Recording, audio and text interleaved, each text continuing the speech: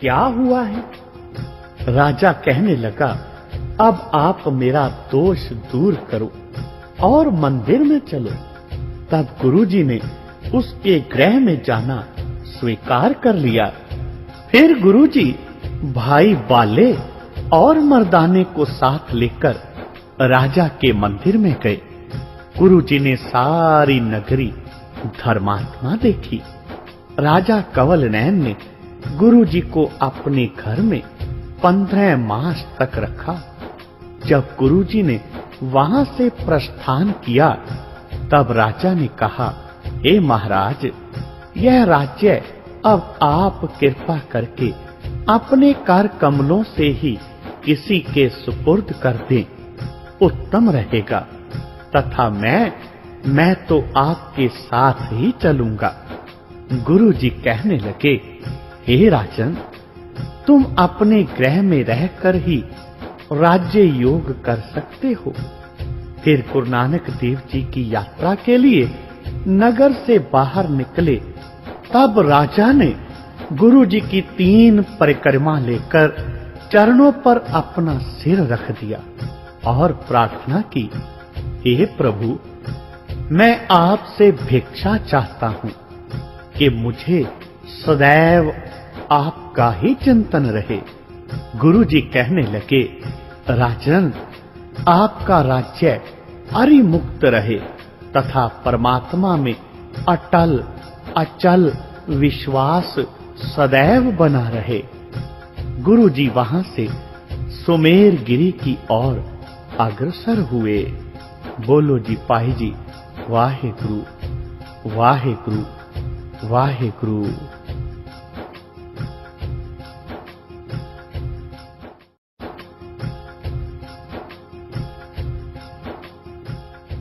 कलयुग अवतार श्री गुरु नानक देव जी की जन्म साखी, गुरु नानक देव जी की लीलाएं आप सभी श्रवण कर रहे हैं। गुरु नानक देव जी ने राजा कंवल नयन का उद्धार किया। राजा कंवल नयन गुरु नानक देव जी की परिक्रमा करता है। गुरु नानक देव जी कंवल नयन के राज्य को अरिमुक्त का वरदान देते हैं और परमात्मा में विश्वास बनाए रखने का सुझाव देते हैं। इतनी बात कहकर गुरुजी वहां से सुमेर गिरी की ओर अग्रसर हुए। उस समय मर्दाने ने गुरुजी को कहा, गुरुदेव, मुसलमान लोग कहते हैं कि मक्का शरीफ के दर्शनों से बहुत लाभ होता है। आपने अनेक स्थानों को देखा तथा दिखाया है। यदि आपकी इच्छा हो तो हमें मक्का शरीफ के दर्शन करा दो। गुरुजी कहने लगे, मक्का तो पश्चिम दिशा में है। भाई बालाजी ने कहा, हे महाराज, मर्दाने की इच्छा भी पूरी करो। गुरुजी फरमाया, चलो पहले मर्दाने की इच्छा ही पूरी करेंगे। इस शरीर का कोई विश्वास नहीं है। जो कर लिया जाए वही अच्छा है। गुरु नानक देव जी ने कलयुग के लोगों के उद्धार के लिए जो अपनी पहली उदासी तीर्थ यात्रा आरंभ की, सबसे पहले गुरु साहब भाई लालो के घर पहुंचे थे। भाई लालो से विदा होकर 1 मास कश्मीर में निवास किया। फिर बंगाल देश में रहे। अमरापुर में 2 सप्ताह रहे। कौडे राक्षस के पास 7 दिन रहे। फिर विशंभरपुर 1.5 मास रहे। 2 वर्ष 7 मास सालसराय के पास रहे। फिर निराहार 20 दिन चलते रहे। बिसहर देश में 1 महीना राजा सुदर्शन के यहाँ रहे। 19 मास मधुरबैन के यहाँ निवास किया। देव गंधार की ओर जाते जाते 17 दिन रहे। देवलूत के पास 9 महीने ठहरे और 3 महीने परशुराम के नगर में निवास किया। 1 महीना बनमानसों की बस्ती में निवास किया। 7 महीने 13 दिन सरवनपुर में गुजारे। राजा कंवल नैन के यहाँ गुरुजी 15 मास रहे। 6 वर्ष 7 महीने तथा 7 दिनों के व्यतीत होने पर गुरुजी ने मर्दाने से पूछा, हे मर्दाना, अब क्या देखना चाहते हो? इस समय गुरुजी की आयु 39 वर्ष के लगभग थी। सुंदर दाढ़ी तथा मुख पर ईश्वरीय प्रकाश था। गुरुजी के कहने पर मर्दाने ने मक्का शरीफ के दर्शनों की इच्छा प्रकट की। गुरुजी ने कहा, वहां तो हिंदुओं को जाने नहीं देते और दूर भी बहुत है।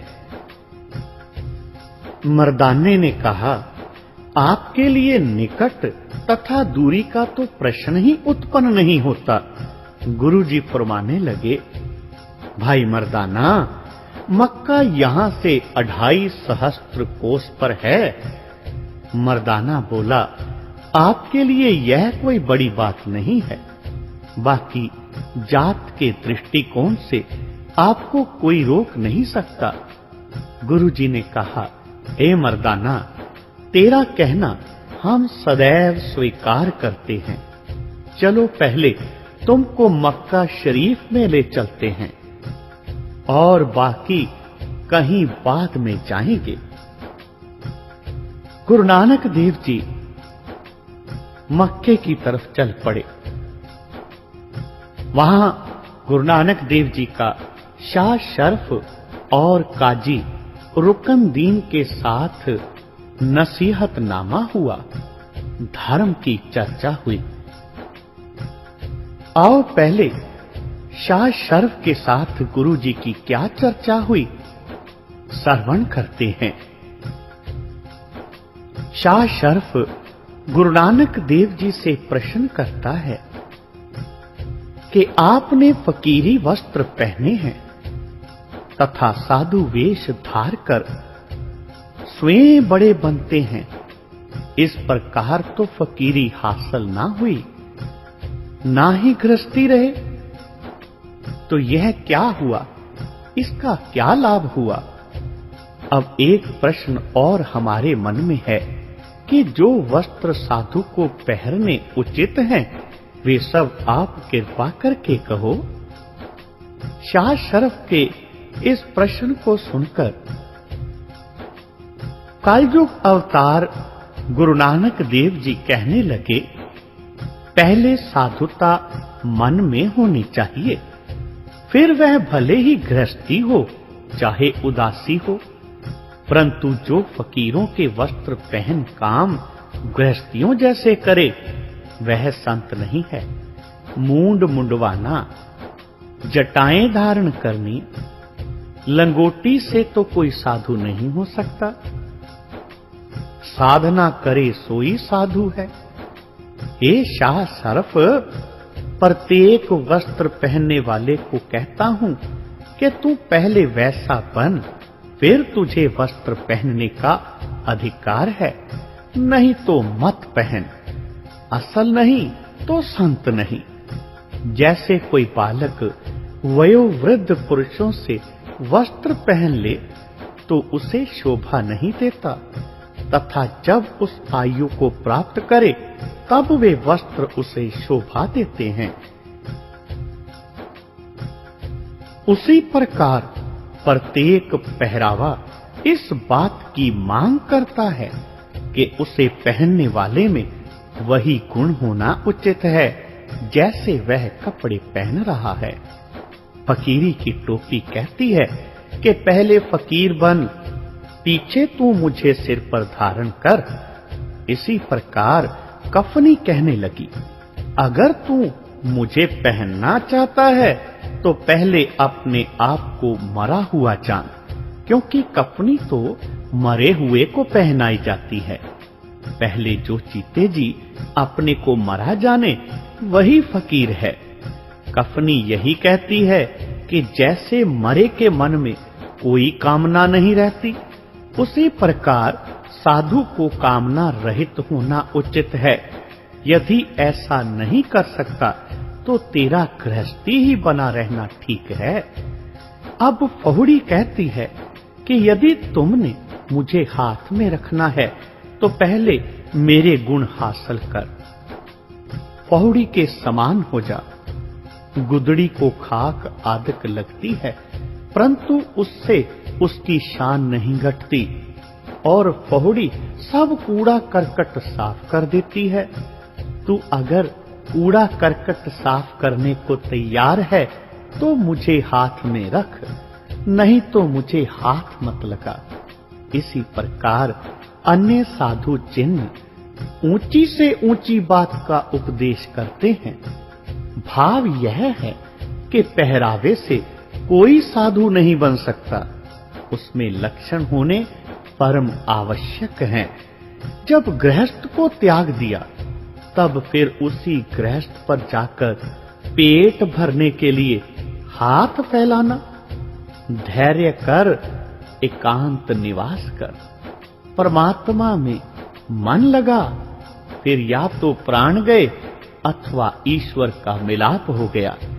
एक बार संसार त्याग दिया तो फिर संसार से क्या संबंध। जेकर उत्तम साधना नहीं कर सकता तब तो गृहस्थ में रहना ही ठीक है। ऐसा ना हो कि ना खुदा मिले ना वसाले सनम, ना इधर के रहे ना उधर के रहे हम। जिसने साधु बनकर भी परमात्मा को प्राप्त नहीं किया वह साधु नहीं, अपितु वह एक स्वांगी है। जैसे कोई भांड राजा के स्वांग करता है तो जो उस भांड को जानते हैं अथवा जान जाते हैं वे उसे राजा ना मानकर भांड ही कहेंगे। भाव यह है कि झूठी फकीरी उपहास्य रूप है, परंतु मनुष्य के हाथ की कोई बात नहीं, क्योंकि जिसे दे तिसे मौला। गुरुजी ने श्लोक उच्चारण किया। बल्ला वात ना जोगिया, पैरी जोग ना पंध, तिथे अकल ना अपड़े, जिथे परियां दी संध। गुरु जी की यह बात सुनकर शाह शर्फ ने फिर कहा, हे गुरु नानक, धन्य हो, धन्य हो, और धन्य तेरी साधुता तथा धन्य आपके परमेश्वर। साधना इसे ही कहते हैं जैसे आपके भीतर देखी गई है, और गुरु पदवी भी आपके लिए ही बनी है। जुहद में फरीद का जैसे नाम है तथा पीरी मोनदीन चिश्ती का अधिकार है तथा पातशाही रसातल पनाह की मानी जाती है। त्याग उमर खिताब का हिस्सा है, त्याग कबीर जी जैसा है। योग में गोरखनाथ उत्तम है तथा परित्याग भरथरी तथा गोपी चंद का तप जनक का उत्तम है। सन्यास में देवदत्त प्रथम है, ब्रह्मचार्य लक्ष्मण पर है, शक्ति श्री हनुमान जी पर है, युद्ध रावण पर है, योग का अनुभव भगवान राम पर है, हठ ध्रुव पर ही माना जाता है, सत्य सीता जी का ही अधिकार है। गृहस्थ में बाबा आदम सर्वोपरि माने जाते हैं। जब इतनी प्रशंसा की तो फिर शाह शरफ वैराग्य से भर गया। तो फिर शब्द उच्चारण किया, राख तनासरी महल्ला पहला। नित पुछो पंडित ज्योतिषी, पिया कभू मिलावा होएसी, मिल दर्द विछोड़ा खोएसी, तप रैयस माए जियो बले, मैं कंत ना देखिया नैन परे। जब श्री गुरु नानक देव जी ने इस प्रकार प्रश्नोत्तर कहे। तब शाह को संतोष हुआ और गुरुजी के चरणों पर गिर पड़ा तथा आज्ञा लेकर वहां से चलता बना। अब शाह शरफ हाजियों के समाज में गया। तब उन्होंने पूछा, कहो जी शाह, वह नवागत साधु कैसा है? अभी यह बात होने ही वाली थी तो उसी समय श्री गुरु नानक देव भी उन हाजियों के समाज में आ गए। हाजी सोचने लगे कि यह संत हिंदू है या मुसलमान है। एक ने कहा, आप हिंदू हैं या मोमन? गुरुजी ने कहा, हम परमेश्वर के साधु हैं। तो हाजी कहने लगे, यह मार्ग हिंदू के लिए नहीं। हिंदू तो द्वारका तक रहते हैं तथा आगे मुस्लिम देश है। अब द्वारका नगर भी आ गया। कुछ समय यहाँ विश्राम करके आगे चले तो हाजी लोगों ने कहा, आप तो हिंदू साधु हैं, अब आगे कहां जा रहे हो? आगे जाओगे तो हिंदू होने के नाते मारे जाओगे। यदि कोई मुसलमान हिंदू को आगे ले जाए तो वह भी बेइज्जत होता है। गुरुजी कहने लगे, जब वह स्थान आएगा तब हम अपनी रक्षा स्वयं कर लेंगे, आप चिंता ना करो। अब उन हाजियों ने कहा, भाई तू हमारे साथ ना चल। यह सुनकर गुरुजी वहां बैठ गए तथा मर्दाने को कहने लगे, ए मर्दाना, इन लोगों को जाने दो। यदि तुम्हारी प्रारब्ध में हज होगा और हमने वहां जाना होगा तो फिर कौन रोक सकता है? हे मर्दाना, यदि मेहर, मोहब्बत और खिदमत करते जाएं तब असली हज का पुण्य होगा, और जहां मजाक, रंज तथा द्वेष करते जाएं तो हाजी कहलाना ठीक नहीं है। उन हाजियों ने पूछा गुरुजी से, हे संत जी, हाजी कैसे बनता है और मेहर कैसे करें? और असल में यह भी बताओ, जिससे सच्चा हज होता है। हाजियों की बात सुनकर गुरु नानक देव जी ने हजनामा उच्चारा। हाजरा को मेहर है, गैर हाजरों को कहर है। ईमान दोस्त है, बेमान काफर है। गुमान लानत है, पस गैबत का मुंह काला। दयानतदार सुर्ख रोई है, बेदयानत स्याह गोई है। अकृत घन जर्द रोई है, दरोग दोजक है। सच बहिस्त है, हिरसी फराउन है। बेहिरसी औलिया है, इल्म हलीमी है। त्वजा बुलंदी है, फकर सबूरी है। ना सबूरी अकरू है। जोर जुल्म है, बेजोर पाक है। दुआ दौलत है, बद्दुआ कहर है। इंसाफ साफ है, चोरी लालच है। करामात कुदरत है, राह पीरा है। बेराग बेपीरा है, दर्द वंद दरवेश है। बेदर्द कसाई है, रोज बख्श रहीम है। देग तेग मर्दा है, अदल पातशाह है। गुरु नानक देव जी ने इतनी बातें जो भाल कर जाने और जनावे तो नानक दान शमंद कहावे। इस तरह यह वचन कहे। जब इतना हजनामा श्री गुरु नानक देव जी ने कहा तब सभी हाजी अचंभे में आ गए। उन्होंने कहा, हे नानक जी, हम तो खुदाइयों से डरते हैं, क्योंकि बेइज्जती है, खोज करने वाले नहीं हैं। हमने तो मुसलमानी आसान जानी थी, परंतु इस पर चलना अत्यंत मुश्किल है। फिर गुरुजी ने बैठकर कहा, हे मर्दाना, अब इनको जाने दो। इतने में हाजी चले गए। तब मर्दाने को आज्ञा हुई, मर्दाने, शब्द का आलाप कर। जिस समय तेरा शब्द समाप्त होगा तब तुम मक्का शरीफ में पहुंच जाओगे। यह सुनकर मर्दाना आलाप करने लगा। शब्द सुनकर वन के पशु, शेर, गीदड़ सब इकट्ठे हो गए। अब मर्दाना भयभीत हो गया और कहने लगा, अब तक वन में क्यों बैठे रहें? हमें अभी कोई वन का पशु मारकर खा जाएगा तो हम क्या करेंगे? गुरुजी कहने लगे, यदि तुम्हें कोई खाएगा तो हम संसार की रक्षा कैसे कर सकेंगे? हम तो तुम्हारी सदैव रक्षा करते आ रहे हैं, परंतु तुम्हें हम पर विश्वास नहीं हुआ। तब मर्दाना ने प्रार्थना की, हे गुरुजी, हमें आप पर पूर्ण विश्वास है। यदि विश्वास न होता तो आपके साथ ही क्यों चलते? इतना कहकर मर्दाना फिर शब्द गाने लगा। जब गाते गाते तृतीय पहर हो गया, तब मर्दाने ने शब्द का भोग डाला और अरदास की। गुरुजी ने फरमाया कि शब्द के भोग पड़ने पर मक्का शरीफ में पहुंच जाएंगे। तब गुरुजी ने कहा, भाई मर्दाना, उठकर देख, वह मक्का नजर आ रहा है।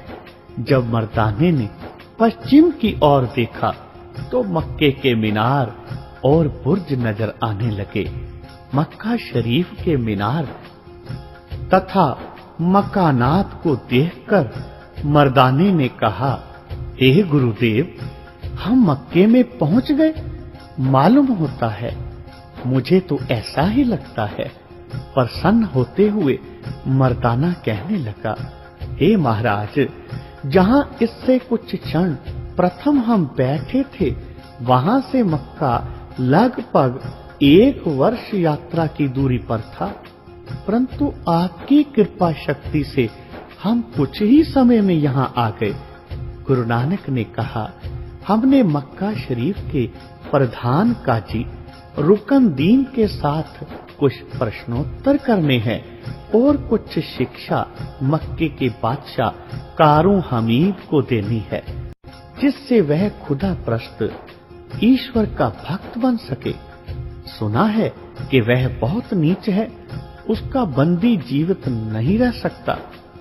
अब गुरुजी ने अपने वस्त्र नील वर्ण के कर लिए, एक हाथ में आसा तथा दूसरे में कासा ले लिया और तस्बीह वह माला जो मुसलमान फकीर पहनते हैं ले ली। भाव यह कि गुरुजी ने अपना वेश एक हाजी मुसलमान जैसा कर लिया तथा हाजी समाज के साथ मिले। अब हाजी लोग हज की तथा अन्य मुस्लिम धर्म संबंधी मर्यादा की स्तुति करने लगे और रब्बी तारीफ करने लगे। इतने में रात्रि काल हो गया, लोग विश्राम करने लगे। उसी मस्जिद में हाजी वृंद ने विश्राम किया, परंतु हमारे गुरुदेव श्री गुरु नानक देव मक्के की ओर पांव करके सो रहे। जब एक पहर रात्रि शेष रही तो मस्जिद का झाड़ू देने वाला मुल्ला जीवन सफाई करने को आया। उसने प्रथम दीपक जलाया। उसने सोए पड़े सभी हाजियों को देखा। उसकी दृष्टि गुरु नानक पर पड़ी, जो मक्का की तरफ पैर करके सोए हुए थे। झाड़ू बरदार को बहुत क्रोध आया।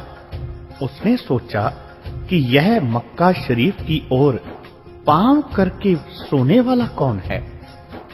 उसने लात पर हार करके गुरुजी को कड़क कर कहा, अरे खुदा के जीव, तू मुसलमान है या कोई काफिर हिंदू है? तुम्हें इतना भी इल्म नहीं कि परमात्मा की ओर पांव करके सो रहा है? बाबा नानक देव जी ने कहा, हे जीव, यदि हम भूल गए हैं तो आप हमारा पांव किसी और दिशा को कर दो। अब उस झाड़ू बरदार ने गुरुजी की लात पकड़कर दूसरी ओर कर दी, परंतु तमाशा यह हुआ कि मक्का भी उसी दिशा की ओर फिर गया जिधर गुरुजी के पैर किए थे। मूर्ख जीव किसी महापुरुष को शीघ्र नहीं पहचान सकते। झाड़ू बरदार तथा गुरुजी के मध्य जो बात हुई थी उससे कुछ हाजी यात्री भी जाग उठे। मक्का फिराने के तमाशे को अचंभित होकर वे लोग देखने लगे। उस झाड़ू बरदार ने अब गुरुजी को मारने की नियत की और आगे बढ़ा। फिर गुरुजी की लात अपमान से दूसरी तरफ कर दी। मतलब यह था, जिधर जिधर गुरुजी के चरण होते, मक्का शरीफ उस झाड़ू बरदार को उधर ही नजर आने लगा। अब उन लोगों की आंखें खुली। उसी झाड़ू बरदार ने अब शोर मचाना प्रारंभ किया। कहने लगा, लोगों, अब कयामत का दिन निकट ही है।